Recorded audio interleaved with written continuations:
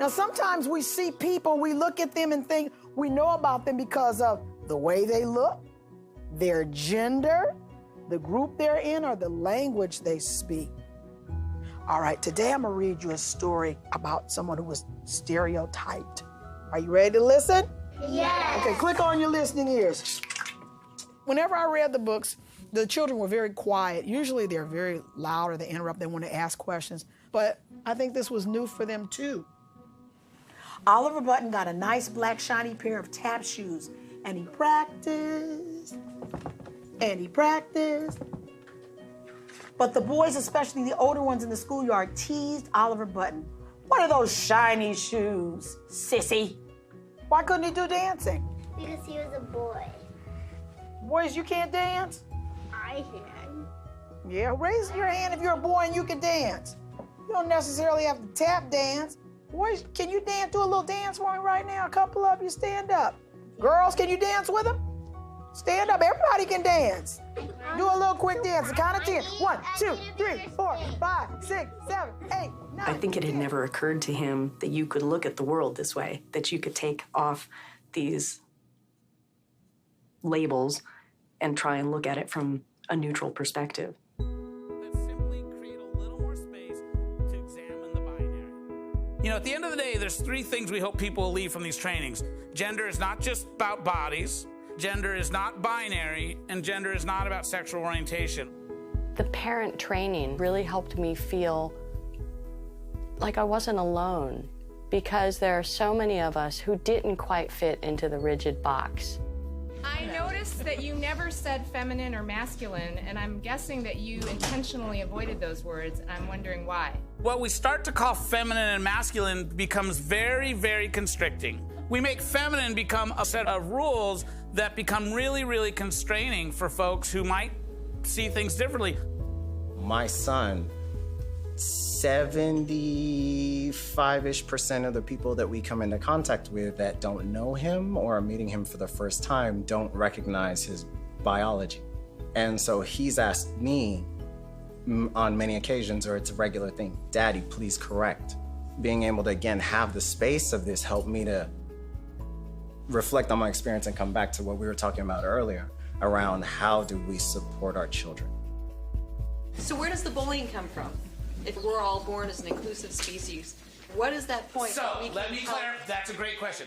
Kids are in this binary system like fish are in water. I mean, it is just, they don't even know it's there. So unless we intentionally interrupt it and say, wait, whoa, we can't make these assumptions about kids, then they're going to operate that way, and that's where a lot of the bullying comes from, is the power stuff, in the who's the right way, who's the wrong way. But as soon as you give them a little bit of information, they're like, oh, okay, I got it.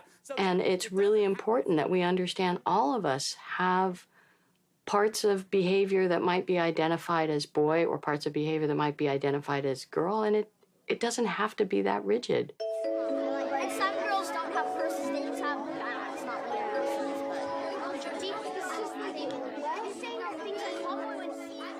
We'd been discussing a lot of the gender issues in class.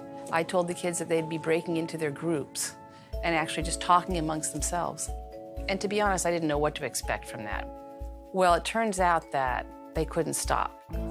I like to wear sneakers, jeans, and I don't like dolls. I hate the color pink. I like the color blue, and I play soccer. Blue is not a boy color. No. Pink is not a girl color. Aaron's wearing jeans.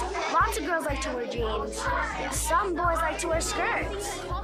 And they were all talking about sort of personal experiences and experiences that they had in their family in terms of gender issues. And so I found myself not being in the position of really having to lead anything. If anything, I got from them, this is the powerful thing for me as a teacher, that how much they teach us, how much they teach me personally. I always wanted to be a ballerina, so my mom signed me up into these little classes. Then as you get older, you like to, like both things, you like boy things and girl things. Yeah, or maybe you just like boy things. Except sometimes when you get even older, like in high school or middle school, then you tend to like more girls things. Like if you're They really taught me that they are further ahead on the consciousness arc, if you will, than I was at that age, certainly. And I mean, and then it just keeps me up to date with things.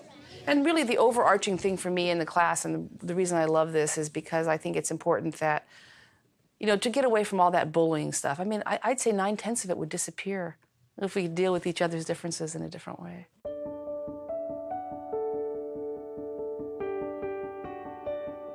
One of the things we talked about yesterday was about the boxes that confine us.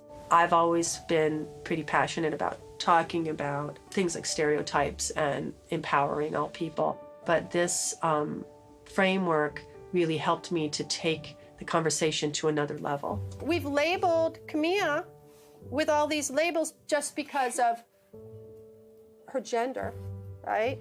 It says here that she is too weak to stand up for herself. Are you too weak to stand up for yourself? No. No. Definitely not. But see, we put that label on her and we don't get to see who she really is, right? So if you tease somebody about what they wear or what they look like, you won't have as many friends. You won't be that much happier in life if you tease somebody about that kind of stuff. Rasan would have a hard time playing soccer or doing other things that he likes to do with that box on his head.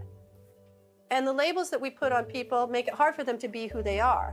It makes it so that we can't see how fabulous they really are, and it also makes it hard for them to live their lives the way they want to live them. My closet was literally pink, and now I look at my closet and it's almost all blues, blacks, and browns.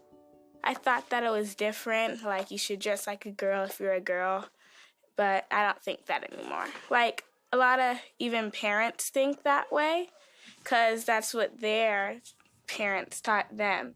If there was no such thing as boy thing and girl thing, then probably half of my friends would be wearing dresses. Over the years, like, my favorite color's been purple, and I told my dad, I was like, I want some purple skinny jeans. He was like, are you crazy? I put the jeans on. I was kind of afraid what other people were gonna say about them, but I just went with it, and then it kind of actually, like, once I started, like, wearing them, it kind of felt normal. I'm wearing what I want to wear. It doesn't matter what gender you are, it matters what kind of person you are. Like, you're a boy and you act like a girl, it doesn't matter. You're a good person and that's what matters. Maybe the president can make a law.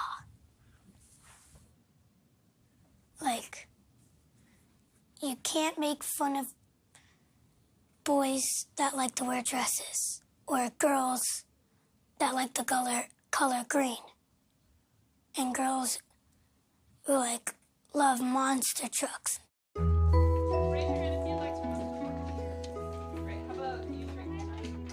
But remember that gender is not binary, right? Right. What does binary mean? It means that there aren't just two types of genders. Like there are variants of boy and girl. It's like there's a spectrum. Good, very good. Yeah, lots of places in between where you could fall, right? So today we're going to be looking at gender in 3D, meaning gender isn't just about our bodies, but it's three-dimensional. We've got the biology of gender, or our assigned gender when we're born. We've got our gender identity and our gender expression. You know, you could fall anywhere on the spectrum. You could be a boy biologically, you could express like a boy, but feel like a girl. It didn't surprise me, but I just never thought of it in those terms of those three different elements. Yeah, put your name next to it if you want to. Doing this work is critical because it not only creates safe space for those students who may be particularly gender diverse, but really for any child who is simply trying to figure out what it means to be a boy or a girl or maybe something different as they go to school. Does anybody want to come up and talk about where they fall on the gender spectrum? I was born as a girl. I usually express myself in the middle. Not usually at school. I'm more like over here, but other places I'm in the middle. And then on the inside, I feel in the middle. It is so important to build a culture of inclusivity for all children, but most importantly for gender nonconforming children, because they're facing it in all parts of their world. And we know very clearly that children can't learn if they don't feel safe and seen. We're teaching kids that there are people of differences in the world, and we should respect them and love them and treat them kindly, and that's it. Because if they don't put labels, then everyone can be free. They don't have to worry about what their gender is and how they can't do this and how they can't do that. There's no complete boundary to stop you by your gender. It's okay to be what you want to be instead of just listening to other people. As a result of this work, I think my students feel happier and that they have permission to be who they are. It makes me really sad to think that there are, in most places in our country, that people commit suicide because they don't feel comfortable being who they are. I would say to other parents, don't be afraid of this. Go ahead and take the plunge and start learning about this. You'd be surprised at how open-minded parents are, and even more so, how welcoming children are to learning about this. And I think that it's going to create a safer environment for everybody, and that's ultimately what we're looking for our children and our families.